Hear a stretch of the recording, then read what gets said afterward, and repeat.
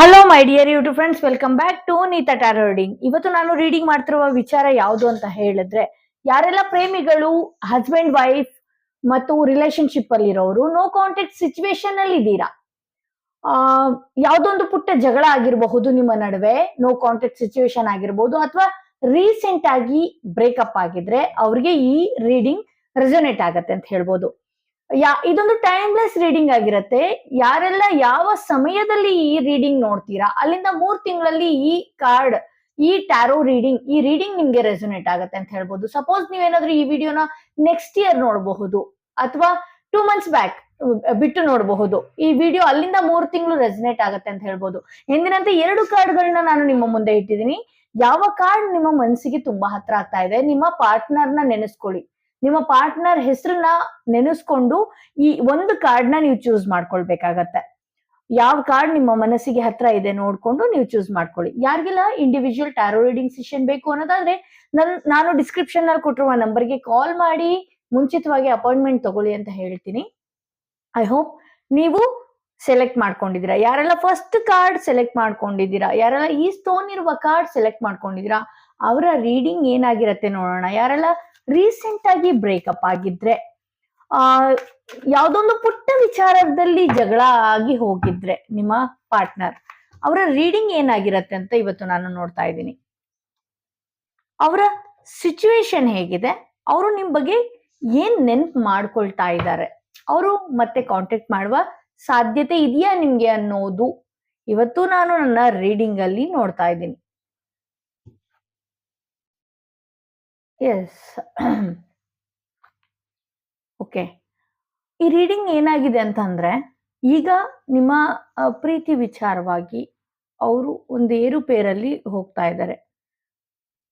ಆದಷ್ಟು ಬೇಗ ನಿಮ್ಮ ನಡುವೆ ಹೊಸ ಕಾಂಟ್ಯಾಕ್ಟ್ ಶುರು ಆಗತ್ತೆ ಅಂತ ಹೇಳ್ಬೋದು. ನಿಮ್ಮ ಪಾರ್ಟ್ನರ್ ಯಾರೇ ಆಗಿರ್ಬೋದು, ಐದರ್ ಹುಡುಗಿ ಅಥವಾ ಹುಡುಗ, ಯಾರು ನೋಡ್ತಾ ಇದ್ದೀರೋ, ನಿಮ್ ಪಾರ್ಟ್ನರ್ ವ್ಯಕ್ತಿತ್ವ ಈಗ ಅವ್ರು ಏನ್ ನೆನ್ಪು ಮಾಡ್ಕೊಳ್ತಾ ಇದಾರೆ ಅಂದ್ರೆ, ಅವ್ರೊಂಥರ ತಾಯಿಯ ಸ್ವರೂಪದಲ್ಲಿ ಇದ್ದಾರೆ. ಅವ್ರಿಗೆ ಯಾವುದೇ ರೀತಿ ದುರುದ್ದೇಶ ಇಲ್ಲ ನಿಮ್ಮ ಬಗ್ಗೆ. ನಿಮ್ಗೆ ಮೋಸ ಮಾಡ್ಬೇಕು ಅನ್ನೋದಾಗಿರ್ಬಹುದು, ನಿಮ್ಗೆ ಹರ್ಟ್ ಮಾಡ್ಬೇಕು ಅನ್ನೋ ಉದ್ದೇಶಗಳಿಲ್ಲ. ನೀವು ಅವರ ಚಿಕ್ಕ ಚಿಕ್ಕ ವಿಚಾರಗಳನ್ನ ನೀವು ಹೈಲೈಟ್ ಮಾಡ್ಕೊಂಡು ಅವ್ರಿಗೆ ಹಿರಿತವಾಗಿ ಮಾತಾಡ್ಕೊಂಡು, ಈ ಪ್ರೀತಿ ವಿಚಾರದಲ್ಲಿ ಈಗ ಏರುಪೇರು ನಡೀತಾ ಇದೆ, ಆದ್ರೆ ಬಿಟ್ಟು ಹೋಗೋ ಸಾಧ್ಯತೆಗಳು ಯಾವ್ದು ಇಲ್ಲ. ನಿಮ್ ಪಾರ್ಟ್ನರ್ ಸಿಚುವೇಶನ್ ಈಗ ಏನಿದೆ ಅಂತಂದ್ರೆ, ಅವ್ರ ಕೆಲ್ಸದ ವಿಚಾರವಾಗೂ ತುಂಬಾ ಹೋರಾಟ ಮಾಡ್ತಾ ಇದ್ದಾರೆ, ಅವ್ರ ಕೆಲ್ಸದ ವಿಚಾರದ ಕಡೆನೂ ಗಮನ ಕೊಡ್ತಾ ಇದ್ದಾರೆ. ಸೊ ಹಂಗಾಗಿ ಕಾಂಟ್ಯಾಕ್ಟ್ ಮಾಡಿ ನಿಮ್ ಬಗ್ಗೆನೇ ನೆನ್ಪು ಮಾಡ್ಕೊಳ್ಬೇಕು ಅನ್ನೋ ಸಂದರ್ಭಗಳಿಲ್ಲ.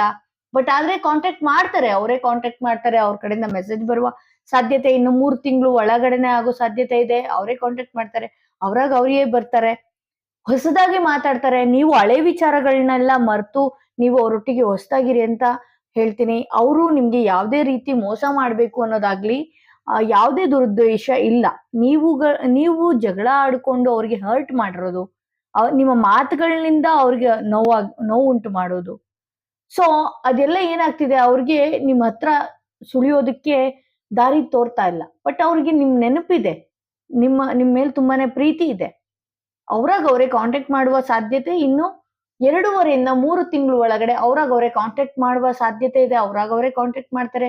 ಈ ಹಳೆ ವಿಚಾರಗಳನ್ನೆಲ್ಲ ಬಿಟ್ಟು ನೀವು ಅವರೊಟ್ಟಿಗೆ ಪ್ರೀತಿಯಿಂದ ಮಾತಾಡ್ಕೊಂಡು ಹೋಗಿ. ಅವರು ಯಾಕಂದ್ರೆ ಕೆಲಸದ ವಿಚಾರವಾಗೂ ತುಂಬಾ ಟೆನ್ಷನ್ ಅಲ್ಲಿ ಇರ್ತಾರೆ.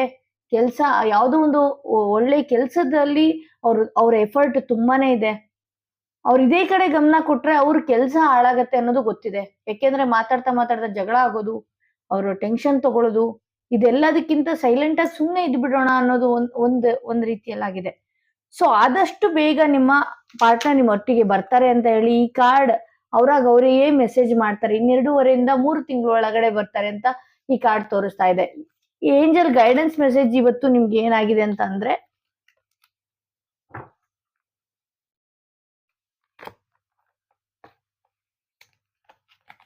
ನಿಮ್ಗೆ ದೈವದಿಂದ, ನೀವು ನಂಬುವ ದೈವದಿಂದ ಏನ್ ಮೆಸೇಜ್ ಆಗಿದೆ, ಏನ್ ಮೆಸೇಜ್ ಬರ್ತಾ ಇದೆ,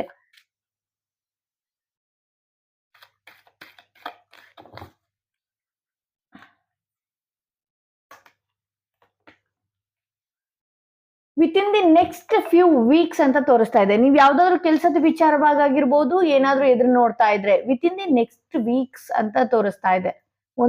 ಒಂದಷ್ಟು ವಾರಗಳಲ್ಲಿ ಆ ಕೆಲಸ ಆಗತ್ತೆ. ನೀವೇನ್ ಅನ್ಕೊಂಡಿದಿರೋ, ನೀವೇನ್ ವಿಚಾರದಲ್ಲಿ ತುಂಬಾ ಚಿಂತನೆಗೊಳಗಾಗಿದಿರೋ, ಇನ್ನು ಕೆಲವೇ ವಾರಗಳಲ್ಲಿ ಆ ಕೆಲಸ ಆಗತ್ತೆ ಅಂತ ಹೇಳಿ ನೀವು ನಂಬುವ ದೈವದಿಂದ ಈ ಮೆಸೇಜ್ ಬಂದಿದೆ. ಸೊ ಯಾರೆಲ್ಲ ಸೆಕೆಂಡ್ ಕಾರ್ಡ್ ನ ಸೆಲೆಕ್ಟ್ ಮಾಡ್ಕೊಂಡಿದ್ರೋ ಅವರ ರೀಡಿಂಗ್ ಏನಾಗಿರುತ್ತೆ ಅಂತ, ಯಾರೆಲ್ಲ ಸೆಕೆಂಡ್ ಸ್ಟೋನ್, ಈ ಬ್ಲೂ ಸ್ಟೋನ್ ಯಾರು ಸೆಲೆಕ್ಟ್ ಮಾಡ್ಕೊಂಡಿದ್ರೋ ಅವರ ರೀಡಿಂಗ್ ಏನಾಗಿದೆ ಅಂತ ನೋಡ್ತೀನಿ. ಯಾರೆಲ್ಲ ನೋ ಕಾಂಟ್ಯಾಕ್ಟ್ ಸಿಚುವೇಶನ್ ಅಲ್ಲಿ ಇದ್ದು, ಯಾರೆಲ್ಲ ಬ್ರೇಕಪ್ ಆಗಿ ನಿಮ್ಮಿಂದ ನಿಮ್ಮ ಪ್ರೇಮಿ ಪಾರ್ಟ್ನರ್ ದೂರ ಆಗಿ, ಹಸ್ಬೆಂಡ್ ವೈಫ್ ದೂರ ಆಗೋಗಿದ್ರೆ ಅವರ ಕರೆಂಟ್ ಸಿಚುವೇಶನ್ ಏನಿದೆ, ಮುಂದೆ ಏನಾಗುತ್ತೆ, ಅವ್ರು ಮತ್ತೆ ನಿಮ್ಗೆ ಕಾಂಟ್ಯಾಕ್ಟ್ ಮಾಡ್ತಾರಾ ಅನ್ನೋದು ಈ ರೀಡಿಂಗ್ ಅಲ್ಲಿ ನಾನು ನೋಡ್ತಾ ಇದ್ದೀನಿ. ಸೊ ನಿಮ್ಮ ಪಾರ್ಟ್ನರ್ ಏನಾಗಿದೆ, ಈಗ ಯಾವುದೋ ಒಂದು ಕೆಲಸದ ವಿಚಾರವಾಗಿ ಅವರು ತುಂಬಾನೇ ಎಫರ್ಟ್ ಆಗ್ತಾ ಇದ್ದಾರೆ. ಆ ಕೆಲಸದ ವಿಚಾರವಾಗಿ ಎಫರ್ಟ್ ಆಗ್ತಾ ಇದ್ದಾರೆ. ಯಾವುದೋ ಒಂದು ವಿಚಾರವಾಗಿ ಹಣ ಹೂಡಿಕೆ ಆಗಿರ್ಬೋದು, ಆ ವಿಚಾರದಲ್ಲಿ ಸ್ಟ್ರಗಲ್ ಮಾಡ್ತಾ ಇದ್ದಾರೆ ಅಂತ ಈ ರೀಡಿಂಗ್ ತೋರಿಸ್ತಾ ಇದೆ. ಇನ್ನು ನಿಮ್ಮ ಮಾತುಗಳಿಂದ, ನಿಮ್ಮಿಬ್ಬರ ಜಗಳಗಳಿಂದ ಪ್ರೆಸೆಂಟ್ ಆಗಿ ಅವರು ನಿಮಗೆ ಕಾಂಟ್ಯಾಕ್ಟ್ ಮಾಡೋದಕ್ಕೆ ಆಗ್ತಾ ಇಲ್ಲ. ನಿಮ್ಮ ಪಾರ್ಟ್ನರ್ ವ್ಯಕ್ತಿತ್ವ ಹೇಗಿದೆ ಅಂತಂದ್ರೆ, ಅವರು ಯಾವುದನ್ನು ಸೆಂಟಿಮೆಂಟಲ್ ಆಗಿ ನೋಡಲ್ಲ, ನಿಮ್ಮಷ್ಟು ಸೆಂಟಿಮೆಂಟ್ ಆಗಿ ನೋಡಲ್ಲ ಅವರು. ಈಗ ಜಗಳ ಆಯ್ತು, ನೋ ಕಾಂಟ್ಯಾಕ್ಟ್ ಸಿಚುವೇಶನ್ ಆಯ್ತು, ಅದನ್ನ ಮರ್ತು ಬಿಡೋದು. ಅವ್ರಿಗೆ ಅವ್ರದ್ದೇ ಆಗಿ ರಿಯಲೈಸ್ ಆಗ್ಬೇಕಂದ್ರೆ ಒಂದಷ್ಟು ಟೈಮ್ ತಗೊಳತ್ತೆ. ನಾನು ಈ ಟೈಮಲ್ಲಿ ಇವಳ ಜೊತೆ ಈ ತರ ಟೈಮ್ಗಳು ಕಳೆದಿದ್ದೆ, ಇವನ್ ಜೊತೆ ಈ ತರ ಟೈಮ್ಗಳು ಕಳೆದಿದ್ದೆ, ಇದಕ್ಕೆಲ್ಲ 1-1.5 ತಿಂಗಳು ಟೈಮ್ ಬೇಕೇ ಬೇಕು. ಅವರೇ ಕಾಂಟ್ಯಾಕ್ಟ್ ಮಾಡುವ ಸಾಧ್ಯತೆ ಇದೆ. ಬಟ್ ಆದ್ರೆ ಅವ್ರು ನಿಮಗೆ ಕಾಂಟ್ಯಾಕ್ಟ್ ಮಾಡ್ಬೇಕು ಅಂತ ಬರ್ತಾರೆ, ಆದ್ರೆ ಅವ್ರ ಮನಸ್ಸೇ ತಡೆಯುತ್ತೆ. ಒಂದೊಂದ್ಸಲ ಈಗೋ ಅಡ್ಡ ಬರುತ್ತೆ, ನನ್ ಕಾಂಟ್ಯಾಕ್ಟ್ ಮಾಡೋದ್ ಬೇಡ, ಆಕೆ ಕಾಲ್ ಮಾಡ್ಲಿ, ಅವನೇ ಕಾಲ್ ಮಾಡ್ಲಿ, ಅವಳೇ ಕಾಲ್ ಮಾಡ್ಲಿ, ಅಥವಾ ನಿಮಗ್ ಬುದ್ಧಿ ಬರ್ಲಿ ನನ್ಗೆ ಇನ್ಮೇಲೆ ಈ ತರ ಮಾತಾಡ್ಬಾರ್ದು ಅಂತ. ಈ ತರದೆಲ್ಲ ನಿಮ್ಮ ಪಾರ್ಟ್ನರ್ ಮಾಡುವ ಸಾಧ್ಯತೆ ಇದೆ, ಮಾಡ್ತಾ ಇದ್ದಾರೆ ಆಲ್ರೆಡಿ. ಇದೇ ಅವರ ಥಿಂಕಿಂಗ್ ಆಗಿದೆ. ಸೊ ಅವ್ರ ಬುದ್ಧಿ ಯಾವ ರೀತಿ ಇದೆ ಅಂತಂದ್ರೆ, ಈಗ ಪ್ರೆಸೆಂಟ್ ಸಿಚುವೇಶನ್ ಅಲ್ಲಿ ಇವಳು ಬೇಡ, ಇವನ್ ಬೇಡ, ಇಷ್ಟು ಕಿರಿಕಿರಿ ಆದ್ರೆ ಬೇಡವೇ ಬೇಡ, ಈ ತರದೆಲ್ಲ ಡಿಸೈಡ್ ಮಾಡ್ತಾರೆ. ಸೊ ನಾನು ಅದಕ್ಕೆ ಮುಂಚಿತವಾಗಿ ಹೇಳ್ದೆ, ನಿಮ್ಮ ಪಾರ್ಟ್ನರ್ ಆಗಿರ್ಬೋದು, ನಿಮ್ ಪಾರ್ಟ್ನರ್ ಅವನು ಅಥವಾ ಅವಳು ಯಾರೇ ಆಗಿರ್ಲಿ, ಅವ್ರು ಬರೋದಕ್ಕೆ, ಅವ್ರಿಗೆ ನಿಮ್ ನೆನಪು ಕಾಡೋದಕ್ಕೆ 1-1.5 ತಿಂಗಳು ಸಮಯ ಹಿಡಿಯುತ್ತೆ. ಬಟ್ ಅವ್ರು ಕಾಂಟ್ಯಾಕ್ಟ್ ಮಾಡ್ತಾರೆ. ಎಷ್ಟೋ ಬಾರಿ ನಿಮ್ ಕಾಂಟ್ಯಾಕ್ಟ್ ಮಾಡ್ಬೇಕು ಅಂತ ಹೋಗಿದ್ದಾರೆ, ಆದ್ರೆ ಬೇಡ, ಈಗೋ ಅಡ್ಡ ಬಂದಿದೆ ಅವ್ರಿಗೆ. ಸೊ 2ನೇ ಕಾರ್ಡ್ ರೀಡಿಂಗ್ ಇದಾಗಿತ್ತು. ನೀವು ನಂಬುವ ದೈವದಿಂದ ನಿಮ್ಗೆ ಏನ್ ಮೆಸೇಜ್ ಬರ್ತಾ ಇದೆ ಅಂತ ಹೇಳಿ ಇವತ್ತು ನನ್ನ ರೀಡಿಂಗ್ ಅಲ್ಲಿ ನೋಡ್ತಾ ಇದ್ದೀನಿ. ನೀವು ನಂಬುವ ದೈವನ ಮನಸ್ಸಲ್ಲಿ ಇಟ್ಕೊಳ್ಳಿ. ನೀವು ನಂಬುವ ದೈವದಿಂದ ಏನ್ ಮೆಸೇಜ್ ಬರ್ತಾ ಇದೆ ನಿಮ್ಗೆ, ಏನು ಸೂಚನೆ ಕೊಡ್ತಾ ಇದೆ ನಿಮ್ಗೆ. ರಿಕವರಿ ಅಂತ ತೋರಿಸ್ತಾ ಇದೆ. ನೀವು ಯಾವ್ದಾದ್ರು ಒಂದು ನೋವಲ್ಲಿರಬಹುದು, ಯಾವ್ದಾದ್ರು ಒಂದು ಸಂದರ್ಭದಲ್ಲಿರ್ಬಹುದು, ಮತ್ತೆ ನೀವು ರಿಕವರ್ ಮಾಡ್ಕೊಳ್ತೀರಾ, ಆ ಪೇನಿಂದ ಹೊರಗಡೆ ಬರ್ತೀರಾ.